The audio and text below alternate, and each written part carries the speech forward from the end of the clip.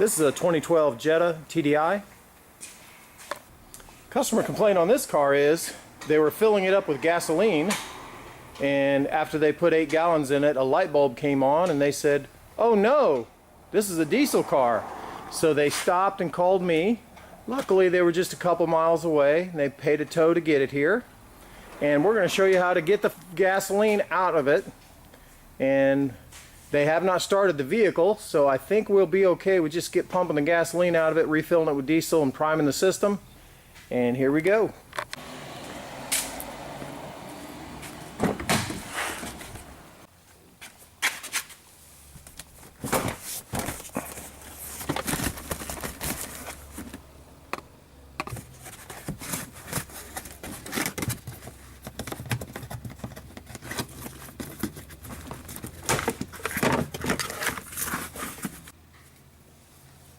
To unplug this thing, you lift up right here on the red part, and then it unplugs like any other Volkswagen connector. Now, anytime you're dealing with fuel pump wires, you can see that these two on the outside are fatter than these ones on the inside. So these ones on the inside are for the fuel level sensor. The ones on the outside are fatter because they draw more amperage and they need a fatter wire to do so. So we know that those two are for the fuel pump. This one, Volkswagen commonly uses brown for the ground, and this one, so obviously, is the power. So we know that the two on the outside are power and ground for the fuel pump. We could look it up on a schematic because it's numbered 1, 2, 3, 4 there. You can see the numbers. But just by looking at it, we can tell that that's power and ground for the fuel pump. So I'm going to hook power up to that prong.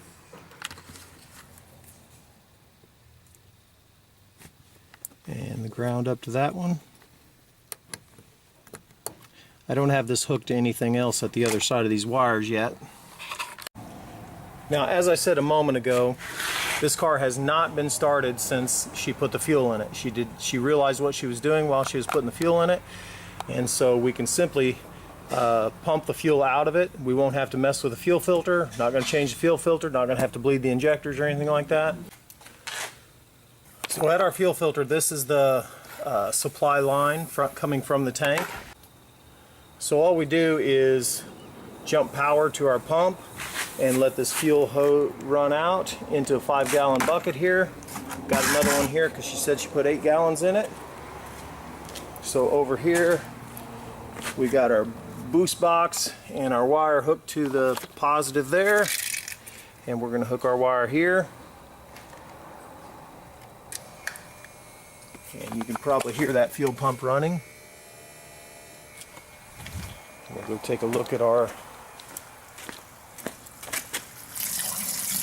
Definitely have fuel coming out. Definitely smells like gasoline.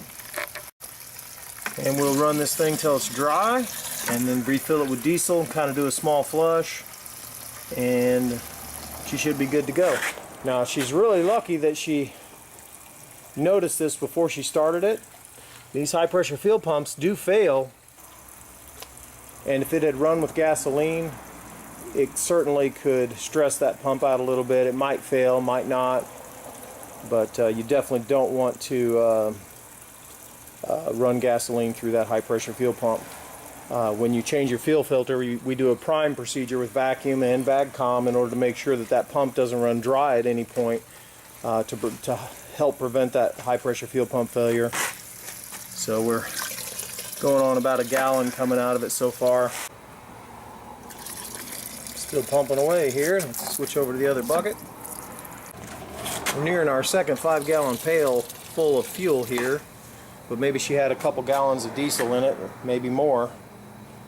So we have to keep it pumping until it's dry, because any contaminated diesel, we don't want it in there. Got another empty bucket here. And it looks like we're just about done here. I'll probably put 5 gallons of diesel in the car and let half a gallon or so flow through to flush it out. Prime the fuel filter and start her up. What's this say here? Diesel only. No gasoline.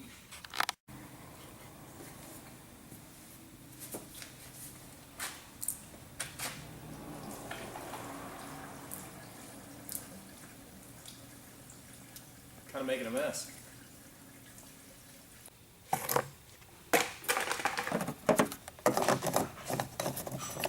Make sure it's tight. We don't want any evac codes.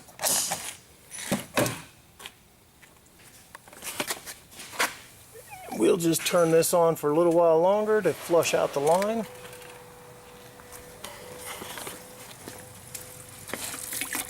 Got clean diesel coming out of here. And I'm not going to video putting all this back together, that's super simple. But I will show the VAGCOM prime procedure, and then we'll go for a road test. So to prime the fuel system, you turn the key on, then go to engine, basic settings, 35, go, and when you click on up here, you should hear the fuel pump run at that point. You might be able to hear it underneath the back seat, but even easier is up front here. You can hear this fuel pump run right here, and I can feel it with my hand. It's running both this fuel pump and the other fuel pump. This is also a good time to check for leaks. You don't see any squirting out of your hoses or seepage from your hoses. And that'll run for a while. You might want to do it a couple times. And sometimes if we're changing a fuel filter, we'll prime it with vacuum also, because you want to get the air out, not just provide pressure to it, because providing pressure to it doesn't get the air out. We want to get the air out too, but we didn't change the fuel filter on this. It'd probably be a good idea, but the owner's a mechanic himself, and this filter never saw gasoline in it, so we're just going to let him change it himself, and should be good to go. We'll go for a test drive. On a very negative side note here, we do have engine trouble codes, EGR and particulate trap and EGR 401. Most likely that means the DPF has failed in this car, or maybe has a cracked DPF. Those codes are common for when that happens. That's a big expensive repair, but maybe she has the extended warranty with Volkswagen if she's had the fix done, or maybe if she has the fix done, they'll give her the extended warranty, hopefully. So here's our moment of truth. We have the key right there. I'm just going to put it there, push our start button. Oops, got to depress the brake to start it. Started right up. I hope you guys can hear that. There's our check engine light, probably for those trouble codes. And we'll take it for a short drive. So we went on road test and it drove fine. I only went about 4 blocks because, what is this? Air freshener hanging from the mirror in my shot. I only went about 4 blocks because I'm definitely going to recommend to this customer that they take it straight to a gas station and fill up with diesel, because there are still trace elements of fuel in the tank, and filling it up with diesel will dilute that as much as possible so that that fuel doesn't go in significant quantities into the engine. I love these cars. These cars, late model TDIs, just drive wonderfully, and as you can see, this is the full panoramic sunroof car. I love it. It's a wagon. It's got extra space. It would be great, you know, for a family car. But what I don't love is EGR trouble codes and DPFs being cracked and $3,000 repairs and high pressure fuel pumps failing and $5,000, $6,000 repair. I hate complaints of after Volkswagen did the fix that they lose their fuel economy and they might as well be driving a Honda. Maybe someday I'll get one of these cars, but right now I just really love the older diesels.